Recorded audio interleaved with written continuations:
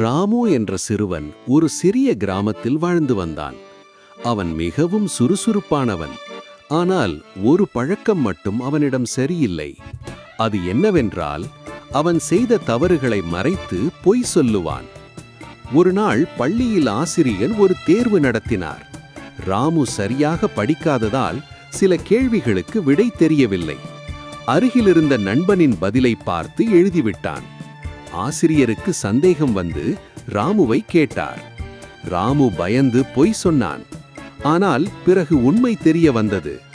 ஆசிரியர் ராமுவை தண்டிக்கவில்லை.